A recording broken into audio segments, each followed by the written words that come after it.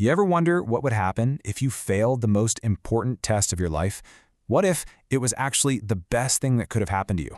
Today, we're jumping into an incredible story about a group of immortals who stumble right at the finish line, only to find out their real journey was just about to begin. Okay, so let's set the scene. Picture this. 8 immortals. They have trekked across who knows how many lands to get to this one spot, Tongchan Peak.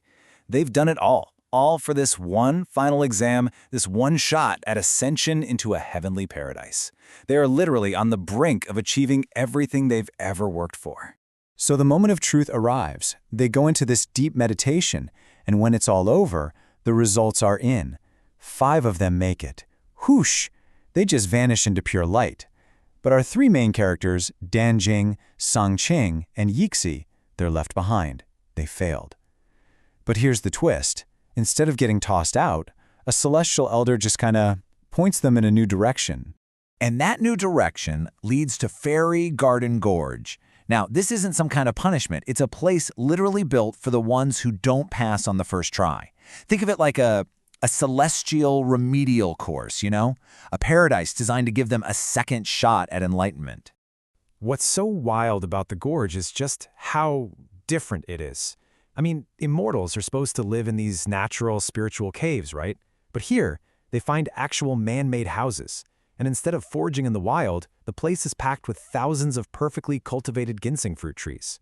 This isn't nature. It's a very intentionally designed sanctuary. So they get there and they're met by this wise old elder, which seems about right. But they pretty quickly realize that the other residents here are playing by a totally different and much stranger set of rules. Yeah, this is not your typical quiet monastery. They get introduced to these 2 high-level guides, Bai Mao and Heikai, and they immediately get shut down. They try to be all formal and respectful, but their hosts are just like, upper immortal, lower immortal. Ugh, so vulgar. And right there, that's the first lesson. You gotta drop the ego, drop all those old hierarchies if you want to get anywhere here. And oh, it just gets weirder from there. One immortal just casually offers to teach them how to urinate. Then some fairies start shouting that the only way to eat this super sacred fruit is to eat its butt first. It's totally baffling, it's hilarious, and it's all designed to just shatter everything they thought they knew. Okay, let's talk about the heart of the gorge, the thing that makes it all work, this miraculous ginseng fruit. This stuff is the key to their whole transformation. Now, this is not your average piece of fruit. It's this sacred thing that looks like a little tiny monkey. And get this, it takes more than 3,000 years to ripen.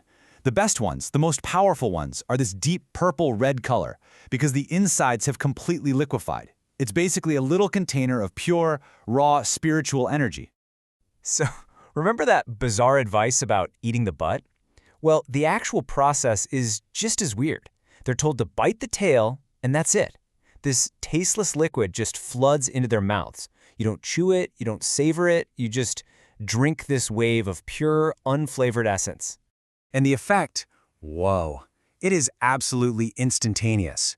You know that crushing fatigue they have from their insane journey to the peak? Gone. Just erased.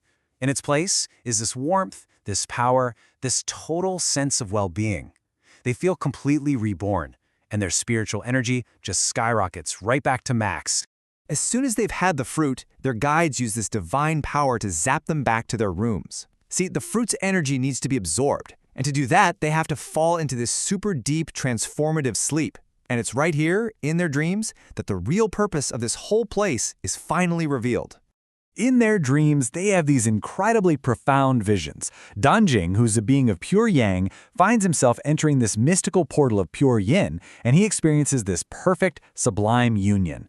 Meanwhile, Yishi, who's a being of pure yin, is filled with the essence of pure yang, and she reaches this state of just absolute completeness.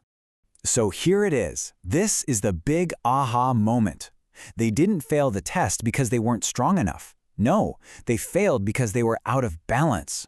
The true requirement for ascension wasn't about raw power at all. It was about achieving yin-yang harmony within themselves.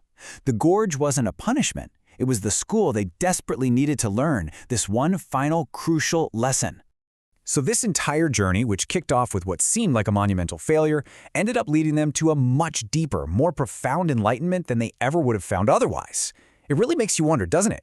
How many of our own failures are just detours on a path to a destination we didn't even know we were looking for?